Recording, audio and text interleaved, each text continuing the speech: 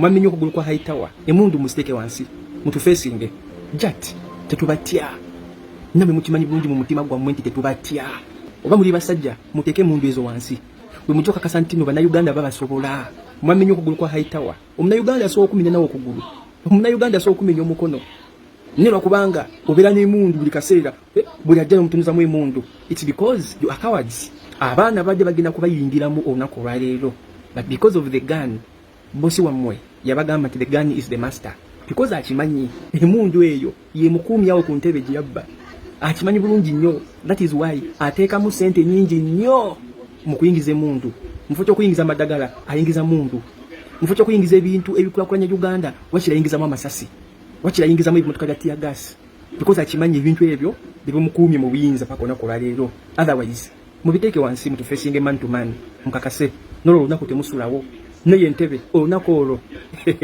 mundu yebawaga eri mundu yebakumya we muri nitujja kufuna solution vubitia irange sawa ya kakati wenjogeza obulira obaka obavamu bagamba nti oba mumanyi nti mwesobola mwewulira emundu muziteeka wali wansi twekube ebikonde anawangula awangule tukimanye nti ki mwaba wangudde nti naye tetubatya naye nga byonna bigenda mu maaso abaana bano batandise okubanga babaaniveiringa era kyetutegeddeko nti omusajja omwana mulenzi oyo mbu wa boda era n'amanya ge nalabye nga baga publishinga nga bagateeka wali era ne babawa amagezi era teacher Fred Kajubirumbuye abawadde amagezi abagambye mmwe fena tuli ba ghetto youth naye kyemuliko temukimanyi uliriza ebigambo bino bulungi n'obubaka buno kuba nange ndi ghetto youth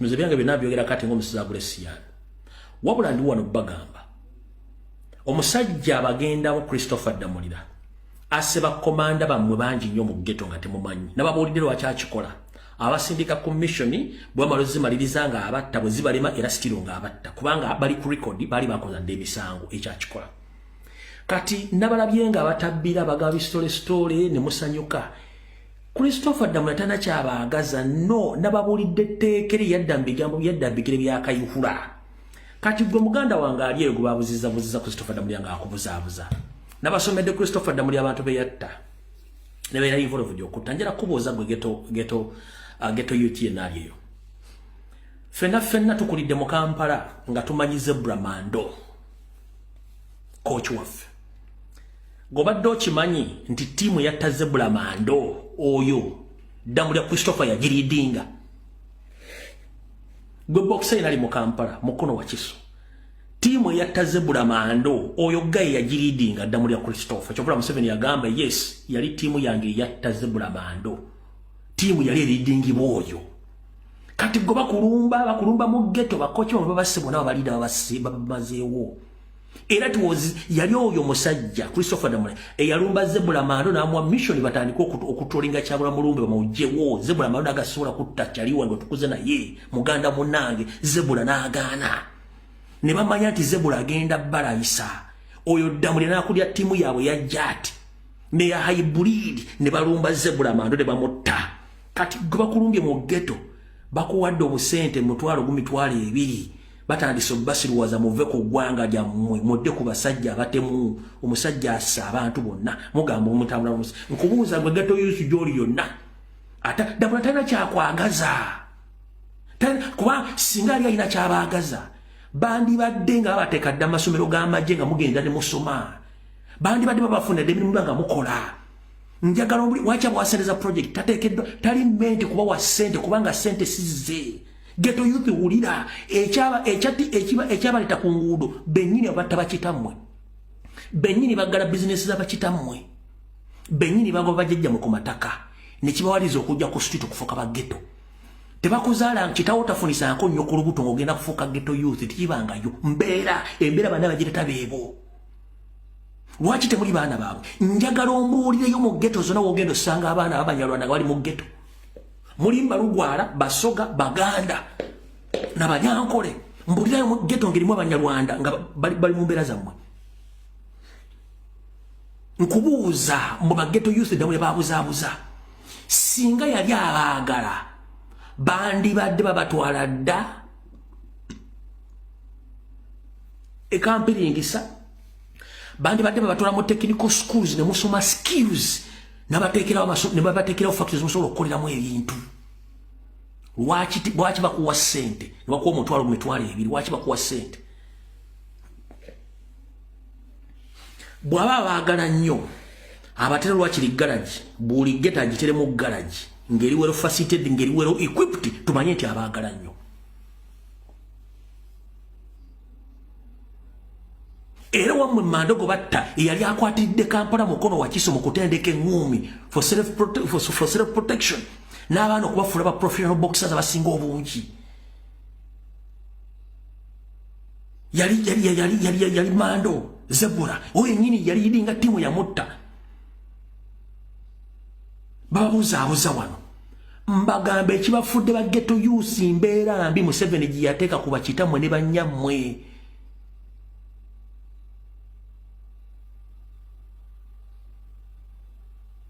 Kati Damula takubuzaabuza kubanga ayagala sympathy. Ndabye asindisa omusajja ku TV ku radio fete tulina buzibu. Christopher Damulira Nareiso Nzerumbuye sirina buzibu. One, najja mu struggle nga nkimanyi. Nti one, Museveni mutemu. Two, Museveni akosa system ya divide and rule. Three, Museveni akosa propaganda blackmail. So, kati nganze yayitako mu system yo nangi manyi. Buli kyogenda okunjogerako mba nkimanyi nti ogenda kyogera. Wabula ndi wano kutegeeza nze tewali kinja kubanga abammanyi bammanyi nga nze. Kati gwe bona osindika abantu boogere buli kye baagala. Public emanyi gondabidde ku social media public emanyi mu kifaananyi kirala ate ndi muntu mulala nnyo nga nvudde ku kamera eno. Ndi muntu mulala nnyo nga nvudde ku kamera. Public uchemanyi wano ku social media mulala ndi bwe nva ku kamera ndi musajja mulala nnyo. Very polite man.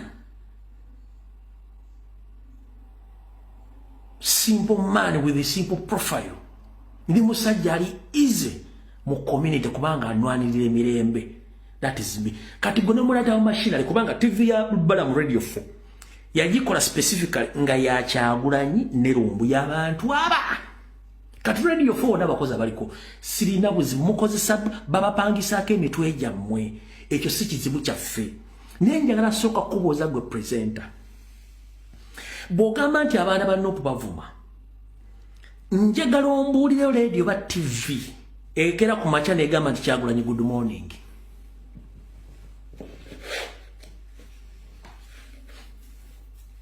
Oba amawulire agagamba Kyagulanyi good morning Kyagulanyi yakoze kino.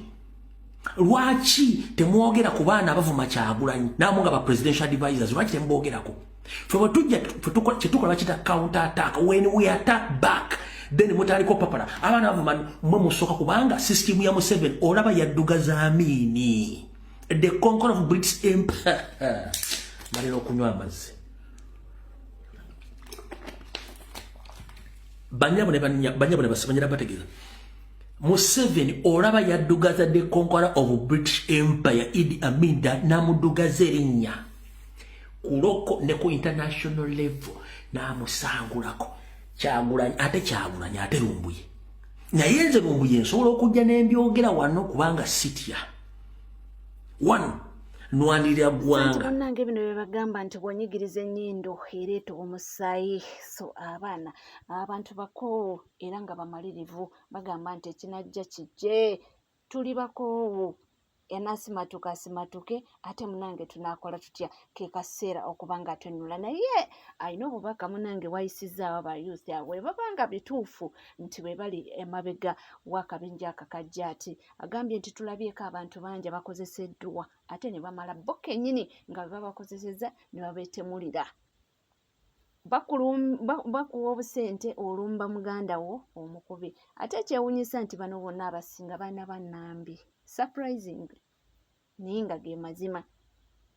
Bakuwadde ssente olumbye munno omukubye omumenye okugulu oluusi omuggyemu liiso. At the end of the day tomanyi gye bigenda kuggweera gw'obulamu obwo bujja kuggwako butya. Bagamba nti alina amatu awulire. Lungi era nga tweyongerayo kankungire secretariat waffe omukulu Davis Lewis Lubongo yanga kunnyonnyola embeera abaana baffe mwe bali. Baana baakubiddwa wabakwatiddwa ne ku makya ga leero waliwo balesa ebisago eby'amaanyi naye nga kikyo. Well, I cannot tell you the exact number. Like I said, all these people who are here were beaten. Honorable Mwada Kunyinji, I spoke to him last night and he told me they were badly beaten together with Honorable Nyeko. There's a lady called Mukisha Prose here who was violently assaulted also. There's a lady, I've just seen her, they were trying to take her fingerprints and pictures and she couldn't stand because her back is broken. They beat her so badly. And of course you have people like Tawa, our brother Tawa, who is right now in hospital because his leg was broken. So many people were beaten, legs were broken and all that. So this is the violence that we are here to condemn, but our legal team is also coming in to see how we can assist these people to get out of this situation. Well, it is unfortunate and it's scary, I must say, because, I mean, you've been seeing these Jat people and how they are behaving. They come hooded, you can't even identify them, start beating up people. Yesterday they actually shot 2 individuals who are in hospital. One was shot through the thigh, another was shot through the hip, and it's very unfortunate that this is what is happening right now. Of course, I think this further shows that the regime has lost legitimacy, it has lost shame, it has lost any sense of responsibility. They now have to force people, because yesterday they saw the massive numbers that we are having. They tried to control people, they tried to beat people, even at the rally they were shooting, but people still came out in very large numbers. So that is why we are People Power believe in rallying the people, mobilizing the masses to come and support us and our cause. But as you can see, they are going on to violate human rights, they are going to abduct our people. Now you can see Jat, which should be dealing with terrorists apparently, being unleashed on the civilian population. And you could see how they were angry with the people who are just expressing themselves and their politics. Why should these thugs, the thugs in uniform, be involved in policing? So all these are crimes against humanity, and we demand for justice. That is why our demand for accountability and justice is still on. I mean, right now, Machete, today is the 11th day since we started the hunger strike, because they have been in prison for 4 years without trial. But the regime does not care. They are not concerned about these crimes they continue to commit against our people, against the citizens of Uganda. But the solution lies in the people of Uganda rising up and saying enough is enough. Ndowulidde mukulu Lewis Davis Rubongoya oyo ne secretariat waffe agezezzaako kubanga mu bufunze annyonnyola abantu abakubiddwa bali mu mbeera ki niki kibakubya n'agamba nti mu butuufu nti twetaaga justice ate era nti wano tetugenda kufunawo justice naye ffe ng'Abannayuganda tuyinza okukyekolerako tutya nga mwena musitukiddemu ne tubanga tuvaayo twerwanako tusobole okwenunula nti naye we tunaddukira mu kooti temuli we tunaddukirawo tewali nti so buli kimu mwabakirina ng'Abannayuganda okubanga musitukiramu ne tubanga twetaasa. Era wano abaana we batandikiddewo ne bagamba nti tweyongere okuba nga tukola omulimu ogwo gw'okumulisa abantu abo. Yes, tutegeere famire zaabwe tuzaanike naffe tomanya tuyinza okutandikirawo naffe ne tufuna kyetutandikirako. Waliwo campaign yatandikiddwawo Comrade Lumbuye. Eyo campaign ya mugaso nnyo. Bannayuganda ffenna mbadde njagala mu profiling abantu abo. Buli government officials ng'ayamba ku Museveni okutugumbula abantu, mujjeeyo famire zaabwe muzireete wano ku mmeeza tubalabise. Buli government official ng'avaayo okutulugunya abantu, mutandike okuva ku basenga, kojja, anti, anko, biki amannya gaabwe, ngenda bateerawo ennamba, muteekeko abantu abo ne famire zaabwe n'ebifaananyi byabwe ne basenga baabwe ne baganda baabwe, ensi yonna ebalabe, ensi etegeere baani kwe tunaatandikira abatutugumbula nga tayimu etuuse.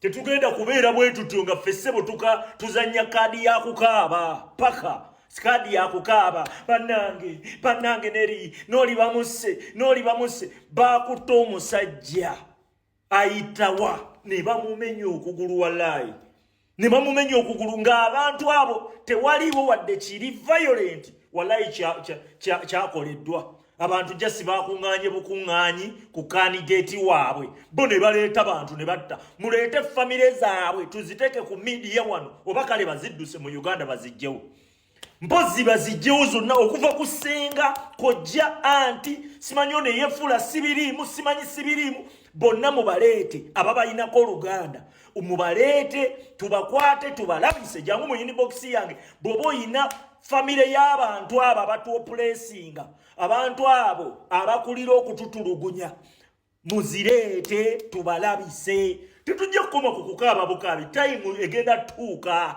ate kaseera mpaawo kaaga tayimu egenda tuuka tetuli mu muzannyo Museveni tugenda mujjako ekyo nkibabuulira naye abantu abo tebagenda genda nakyo nze nkubuulira muleete famire zaabwe muzireete muleete ebifaananyi okuva ku kaana akato n'essomero gye kasomera okuva oba bazijjewo bazitwale zonna bazijje mu Uganda wano oba bazijjewo bazitwale babatwale bakwata bakuba abantu nga butuufu abantu bali peaceful abantu ne batambula ebyabwe kugenda kulaba candidate ne mukuba bwe mutyo ne mukuba abantu okutuuka bwe mutyo ne mumenya abantu amagulu ne mukola ebyo ebikolobero byonna bye mukoze famire zammwe zijja muleete famire zaabwe bonna eyo ye campaign ye training kati ye campaign erina okutambula kati bintu ebyo wokera n'okola ekintu ate ne kifuukira akabasa gwatinkudde entalo ate munange abazadde bo oba baganda bo ne balugwamu nga bali innocent tebalina kye bamanyi ebintu by'obikola wekka so yembeera essaawa yakakati gye twolekedde nga bw'obiwulirawo ebitambula si mawulire malungi ago esoola kulimba go si malungi naye nga abantu balina obulumi ku mitima kyeva olaba beekyawa omuntu n'atuuka okuba nga agamba nti naffe oba tubeeko kye tukola te munnange era nga tukyali mu bintu bya bulula ate era Kawempe North abaana bavuddeyo okwanukula maama wa Segirinya yayogera ebigambo bingi nnyo naye abaana bagambye nti maama ono katumuddemuko tomanya ne bassaawo debate amulemesa naye nga nali njagala nnyo omwana wange nange mbeere musanyufu kubanga Luswa Luwemba omwana wange yali amwagala nnyo era nga Maama Segirinya yeno ye polite warning gye tusembyeyo kuwasaako ne famire yo ffe ng'abawagizi singa ekibiina kya Nuupu oba ng'omukulembeze wabula nga ffe tukooyo twokyesa. Maama Segirinya njagala weekube mu kifuba olekerawo okulowooza nti Segirinya ffe teyatuluma. Segirinya yatuluma for the matter of fact twali naye mu bulamu ne tubeera naye mu bulwadde ne tubeera naye mu kufa ekyo kiraga bulazi ti Segirinya yatuluma. Gwe mu njogera y'olaganga nti ffe Segirinya teyatuluma olw'okuba tewasobodde kufuna ekyo kye wali oyagala oba Segirinya kye yayogerako. Twongera okutegeeza ebigambo bino Maama Segirinya nti ekifo ky'e Kawempe si kyansikirano mbu Segirinya bw'anaakivaako mutabani wa Segirinya ajja kiddako oba mukwano gwe yayogerako si we kikola bino si bya buwanga simanya mbu Daudi Chwawaanaate Entebe Muteesa yaligiddako oba Mwena Mutebi yaligiddako nedda si we kikola. Maama Segirinya mufubye nnyo okutembeeta Luswa mbu era kyabaluma nnyo obutafuna kaadi ya Nuupu ne twongera obbabuuza ebibuuzo bino wammanga nti Segirinya bwe yali afuna kaadi ya Nuupu ani asaba kummwe ab'ekikambu afune kaadi gaali maani ga Segirinya ge yateekamu n'alaga abalonzi be nti asobola okukola ne bamuteekamu obwesigwa ne bamuwa kaadi. Y'ensonga y'emu abalonzi b'e Kawempe Maama Segirinya gye baayitamu ne bakwata kaadi ne bagiwa Nalukoola ne balekawo oyo Luswa. Bwe mubanga muwagala nnyo Luswa mukwate bakyala ba Segirinya bonna mubamuwe tewali buzibu. Famire ya Segirinya yonna musobola okulonda Luswa kasa naye yeesimbyewo kisigala kye kimu wabula tukooyo okutwokyesa. Next time tetugenda kubeera polite. Abo abakuli ku lusegere bw'osuubira okulagamba mbu simanya Segirinya bamulumirirwa gw'olowooza Segirinya singa abaddewo yaliganya okugondera amateeka g'ekibiina. Bw'obanga oyagala Segirinya Maama Segirinya gondera amateeka g'ekibiina because Segirinya teyandibadde na kigambo na kimu kyayogera nga ekibiina kisazeewo. Abo nabo bennyini beenoonyeza byabwe. Oyo Ddwama gwe bakuteekako ne sympathy nabo kenyini we banayitamu ne bagenda mu MP wallahi togenda kuddamu balabako gwe abantu balamunda obulabi katobamanyi tubadde tukusaba amasegirinya weewummuzeeko si gwe asalawo ekibiina ani gwe kigenda okuwa nuupu tubadde tukusaba okugondera amateeka g'ekibiina nga segirinya bwe yandigondedde amateeka era nga bw'omanya nti munnange omukulu asobya ate omukulu lwasobya naye olina obuyinza obumugambako nti maama oba taata wano n'omulala wuno naye amugambyeko. Naye bannange mbabuulire ekyamazima kiri nti ono omukyala maama Segirinya asusse wayina okukoma. Omukyala ono maama Segirinya asusse wayina okukoma. Bannange maama Segirinya otutamye. Maama Segirinya otutamye. Nze siraba bamaama mukamwa. Nze saanukula maama kabeerani. Kabeere Janet Museveni. Kabeerani Tamongi. Nze siraba bamaama mukamwa. Naye maama Segirinya osusse. Simanyi oba bakuwa ssente mmeka ne bakulowoozesa mbu olw'okuba oli mukulu you can put Nuup down. Gwe maama Segirinya bakuwa ssente mmeka? Bakuwa ssente mmeka buli w'obeera Nuup omwana wange era omwana wange and so what? And so what? Bannange maama Segirinya nedda weewummuzeeko. Maama Segirinya weewummuzeeko. Fene waffe abakulu nga tebeewa bitiibwa. Tebaba bakulu. Abakulu nga tebeewummuzaako. Tubalabanga ebintuntu.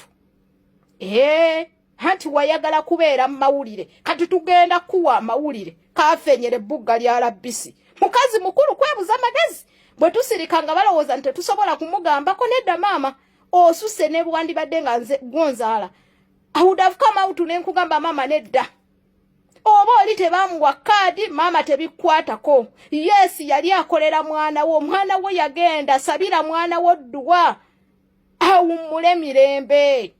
Naye muzunga akafaananyi k'omuggu abaana mubatadde mu kamera abali mayina abatalina kye bamanyi mumuwona obululu mbwera omwana wange yali ayagala nnyo ono. And so what? And so what? Wallahi maama Segirinya toyina bulumi bwa mwana wo wadde. Toyina wadde obulumi. Nze ndi maama. Nze nina maama. Naye sirabangayo maama afiirwa mwana we. N'abeera nga ggwe. N'akola obwakazanyiikirizi nga ggwe. N'asaba abantu amabugo. Some mothers we bafiirwa abaana baabwe. They don't even want to see that money called mabugo. Kubanga ndabanga aseri atunze omwana wange. Kubanga ndabanga abampa ssente mu mwana wange. Naye maama Segirinya bannange. Nedda osusse. Maama bakuwa mmeka? Bakuwa mmeka luusi watagenda kubeera kati oba kikuluma oba ofa fa. Naye mujje abaana b'omugenzi mu kamera.